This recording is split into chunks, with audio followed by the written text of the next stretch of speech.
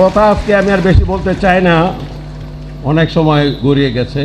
ছাত্র জনতার অভ্যুত্থানের মধ্য দিয়ে আওয়ামী লীগ সরকার পতনের 9 মাস পর দেশ ছেড়েছেন সাবেক রাষ্ট্রপতি আব্দুল হামিদ। বিশ্বস্ত সূত্রে জানা গেছে, বুধবার দিবাগত রাত 3টা 5 মিনিটে থাই এয়ারওয়েজের টিসি 340 নম্বর ফ্লাইটে ছেলে ও শ্যালক সহ ব্যাংককের উদ্দেশ্যে ঢাকা ত্যাগ করেছেন তিনি। বিষয়টি নিশ্চিত করেছে হযরত শাহজালাল আন্তর্জাতিক বিমানবন্দরের একটি দায়িত্বশীল সূত্র জানায়, রাত আনুমানিক 11টার দিকে আব্দুল হামিদ বিমানবন্দরে পৌঁছান। প্রয়োজনীয় ইমিগ্রেশন প্রক্রিয়া শেষে তাকে দেশ ত্যাগের অনুমতি দেওয়া হয়।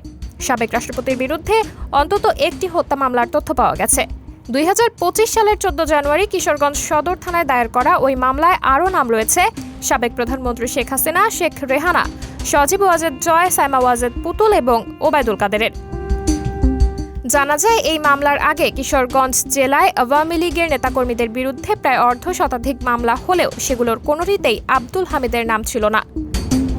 আওয়ামী লীগ সরকারের পতনের পর সাবেক ক্ষমতাসীনদের বিরুদ্ধে একাধিক মামলা ও তদন্ত শুরু হয়। রাজনৈতিক পট পরিবর্তনের পর অনেকেই নীরব বা আড়ালে চলে যান। আব্দুল হামিদের দেশ ত্যাগ সেই ধারাবাহিকতাতেই নতুন মাত্রা যোগ করেছে বলে মনে করছেন রাজনৈতিক বিশ্লেষকরা।